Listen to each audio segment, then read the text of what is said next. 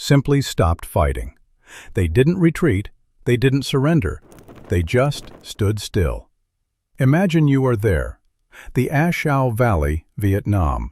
The air is thick enough to drink, 100 degrees with 100% humidity. Every rustle in the jungle canopy could be a snake or a sniper. You're part of Charlie Company, pushing through terrain where the enemy knows every single path. Fear is a constant companion. Then it begins. A sound. It's not gunfire, not the whine of a mortar or the chop of a helicopter. It rises from the jungle itself, a low, resonant hum that seems to vibrate inside your own bones. It has a melody, simple, haunting. You watch as the man in front of you lowers his M16 rifle. His face is not one of terror, it's awe. Across the line, 30 trained soldiers are doing the same. Some sit down in the mud, their helmets askew. Your sergeant opens his mouth to shout an order, but no sound comes out. The hum is not loud, but it fills every space. It pushes thought aside. The official after-action report is just 2 words: mass hysteria. Case closed. A footnote in a bloody war. But 3 separate witness debriefs from the soldiers involved were classified until 2018. Why would you classify a simple case of combat fatigue? Think about what that means. 30 men, all experiencing the exact same hallucination at the exact same time.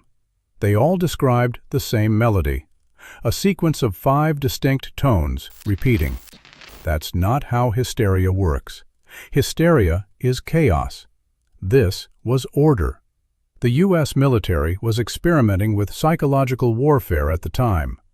Operation Wandering Soul famously broadcast eerie, distorted voices, the supposed souls of dead ancestors, to frighten Viet Cong soldiers. It was a ghost tape. But this was different. This wasn't designed to scare.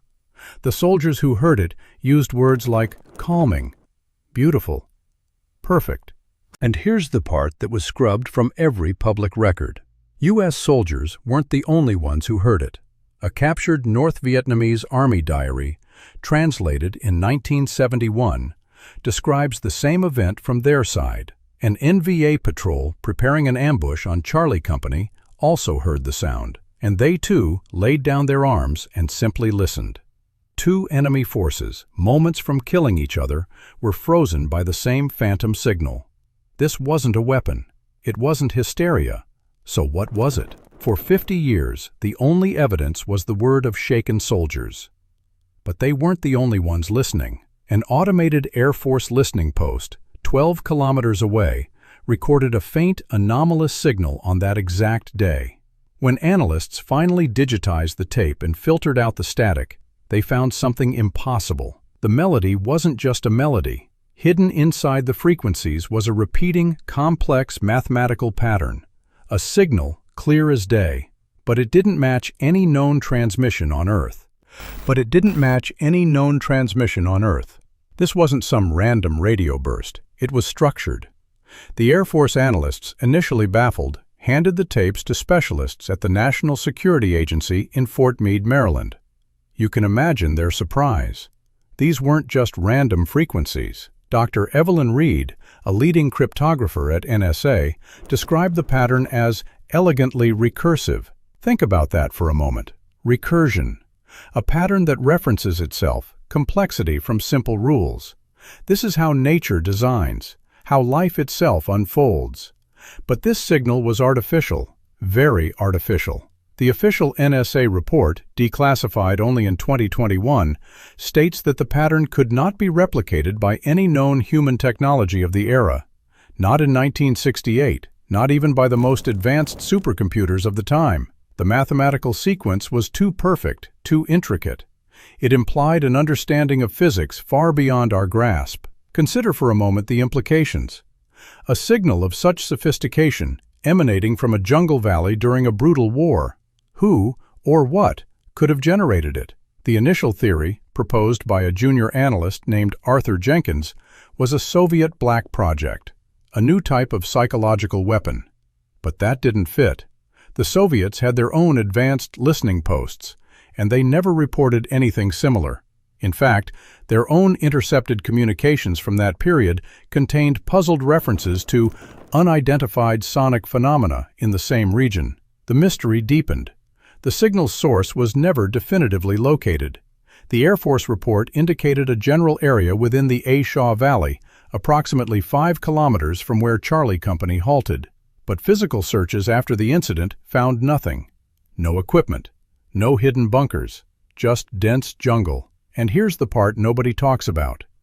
The NVA diary, translated in 1971, contained a drawing, a crude sketch, but unmistakably depicting the same 5-tone musical notation described by the American soldiers. This wasn't a coincidence. Two opposing forces experiencing the exact same phenomenon and both recording it. The drawing was found on page 37 of Sergeant Nguyen Van Thu's diary. He was later captured and interrogated. His account of the event mirrored the American soldiers almost exactly. He spoke of a song from the earth, a sound that made his rifle feel heavy and meaningless. What do you think that means for the mass hysteria explanation? It shatters it. It suggests a shared external stimulus, something tangible. But what? The signal itself was not loud. It was described by soldiers on both sides as subtle, pervasive.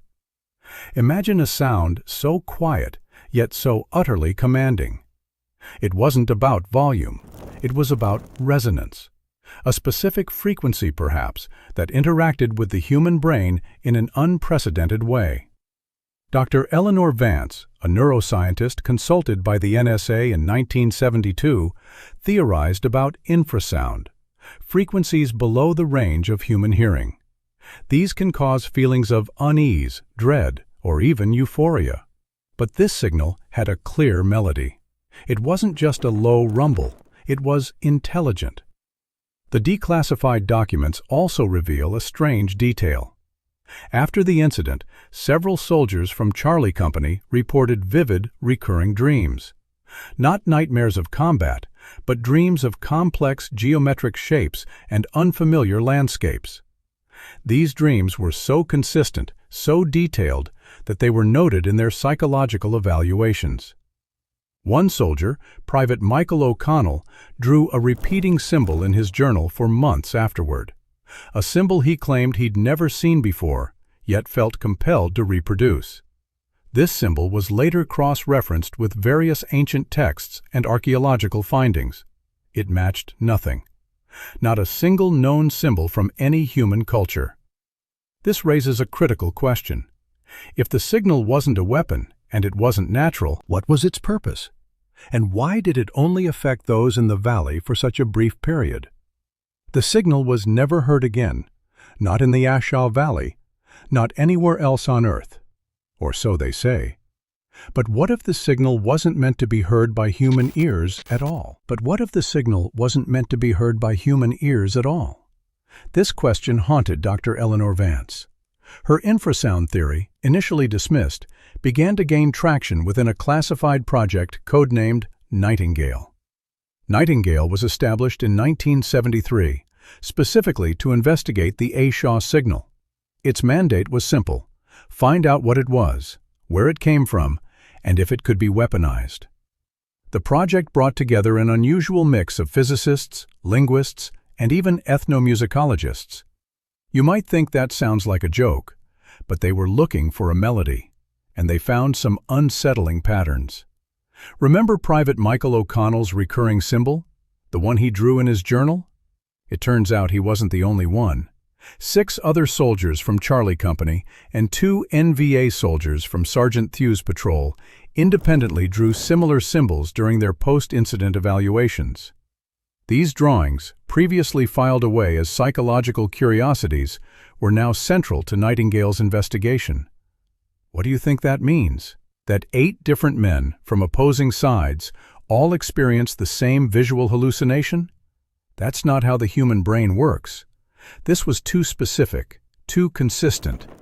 Dr. Kenji Tanaka, a linguist on the Nightingale team, noticed something else. The five-tone melody of the signal. He ran it through spectral analysis.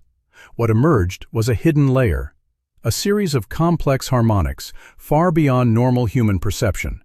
These harmonics, when mapped, formed a three-dimensional geometric structure, a shape. Imagine a sound that isn't just heard, but seen, a shape that unfolds in the mind rather than in physical space. This wasn't just a signal, it was an instruction. But an instruction for what? The official Nightingale report, declassified in 2023, states that the geometric structure derived from the signal mirrored a specific mathematical constant, not a human-derived constant. Something fundamental, something universal. Think about the implications of that. A message embedded in sound that speaks a language of pure mathematics, a language that any advanced civilization would understand. This wasn't a weapon in the traditional sense. It was something far more profound. It was communication. But who was communicating? And what were they trying to say? The source of the signal remained elusive. The Air Force listening post data pointed to the Ah Chau Valley, yet physical searches found nothing. No technology, no ancient ruins, just jungle. This discrepancy became a major point of contention within Project Nightingale. Dr. Vance argued that the signal wasn't emanating from a physical device. She proposed a radical theory. The signal was not transmitted, but rather generated. Imagine the Earth itself as a giant resonator. A specific geological formation, perhaps, vibrating at a frequency that, under certain atmospheric conditions, produced the complex harmonics. This would explain why it was never heard again. The conditions were unique, a confluence of natural phenomena. But that theory had a critical flaw. How could natural phenomena produce a structured mathematical pattern? A pattern that created a consistent symbol in the minds of multiple individuals? Nature rarely creates such precise, repeatable complexity. This is where the narrative shifts. Here's the part nobody talks about. The NVA diary, translated in 1971, contained a detail previously overlooked.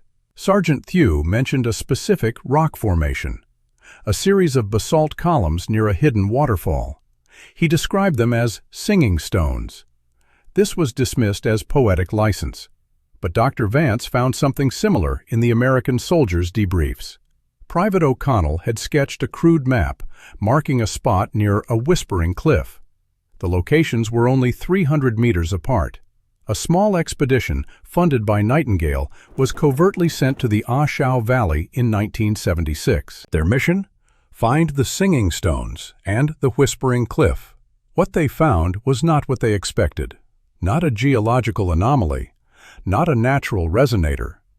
They found a structure, partially buried, almost entirely overgrown. A series of polished, dark gray stones arranged in a precise spiral. There were 7 of them, each exactly 1.8 meters tall. And when the expedition leader, Dr. Paul Harrison, touched the central stone, a faint hum emanated from it. Not loud, not threatening, just a low, resonant vibration. It was the same 5-tone melody. The structure was clearly artificial, ancient, and designed with an understanding of acoustics far beyond any human civilization of that era. This was the source, not a transmitter, a receiver, a device designed to capture ambient energy and convert it into a specific sonic pattern. But who built it, and why? This discovery turned the mass hysteria explanation into a dark irony. The soldiers weren't hallucinating. They were merely reacting to a signal intended for something else entirely. The structure was dismantled and flown back to the United States under heavy guard. Its existence remains a state secret. But the question lingers. If the signal was a message, and this structure was the receiver, what was the sender? And what message did those soldiers, for one brief, impossible moment, intercept? The structure was never fully understood. Its technology was alien, and its purpose remains shrouded in secrecy. But the fact remains, Something in the Ashaw Valley was not meant for human ears, and the soldiers who heard it were changed forever. You have to wonder, what if it wasn't just a one-time event? What if the signal is still out there, waiting for the right conditions, the right moment, to resonate once more? What if it wasn't just a one-time event? What if the signal is still out there, waiting for the right conditions, the right moment, to resonate once more? This very question tormented Dr. Eleanor Vance for decades after Project Nightingale concluded. Her research files, now partially declassified, paint a picture of a woman obsessed. She believed the Ashaw incident was not an isolated anomaly, but a preview, a glimpse into a deeper, unseen current. Imagine carrying that burden, knowing a message existed, a profound communication, and being unable to fully decipher it. Her colleagues dismissed her later work as speculative, even paranoid. But read her personal correspondence from 1985. She wrote, "The silence is not empty. It merely awaits its voice." What do you think that means? It suggests an anticipation, a readiness. Private Michael O'Connell, the soldier who drew the repeating symbol, never fully recovered from his time in Vietnam. Not from the combat, from the sound. His wife, Mary O'Connell, described him as different after 1968. He would sit for hours, staring at nothing, sometimes humming a low, five-tone melody. The same melody. This wasn't PTSD from battle. This was something else entirely. The internal reports from Walter Reed Medical Center noted his unusual preoccupation with specific acoustic patterns. They labeled it a symptom of trauma. But was it? Or was it a memory? A lingering echo? Sergeant Nguyen Van Thieu, the NVA soldier whose diary detailed the same event, suffered a similar fate. After his release from a re-education camp in 1975, he became a recluse. His family spoke of his melancholy and his habit of tracing geometric shapes in the dirt, shapes that bore an uncanny resemblance to O'Connell's drawings. Here you have two men, from opposite sides of a brutal conflict, experiencing identical, non-combat-related psychological shifts. That's not coincidence. That's evidence. The official narrative, of course, remained silent on these parallels. They were inconvenient details, outliers in a story already deemed too strange. No one asked why two men, separated by ideology and language, shared the same silent burden. Dr. Vance, however, continued her research in secret. She theorized that the signal had imprinted itself not just on the soldiers' minds, but on their very neurology. A subtle rewiring, a persistent resonance. She believed the geometric patterns they drew were not hallucinations, but residual information, a fragment of the message. She called it sonic imprinting. Her final, unpublished paper, recovered from a safe deposit box after her death in 1998, proposed a chilling hypothesis. What if the structure in the Ashaw Valley wasn't just a receiver, but also a broadcaster? Not a continuous broadcast, but one that pulsed, subtly, silently, under specific environmental conditions. A latent signal. Waiting. You see, the structure was built from a unique metamorphic rock, a type of basalt with piezoelectric properties. This means it could generate an electric charge when subjected to mechanical stress, like seismic activity, or certain atmospheric pressures. The Ashaw Valley is a seismically active region. It experiences microtremors almost daily. Could these tremors, combined with specific weather patterns, have triggered a faint, intermittent emission from the buried structure? A silent whisper below the threshold of conscious hearing, but not below the threshold of influence. Think about the implications of a device that could subtly influence human behavior, not with force, but with resonance.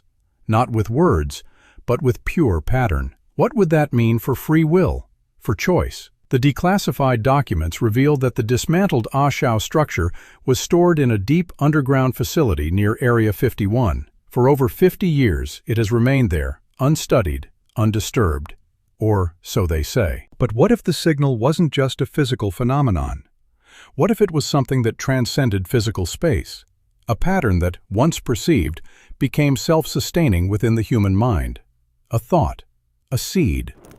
What if, for some, The signal never truly stopped, not as a sound you can hear, but as a change, a permanent shift in the architecture of the mind. This was Dr. Eleanor Vance's final, radical obsession. She believed the soldiers weren't victims of a weapon. They were recipients of a gift, a terrible, beautiful gift. Think about that for a second. We see Michael O'Connell and Nguyen Van Thieu as broken men, haunted by their past. But what if they weren't broken? What if they were tuned to a different frequency?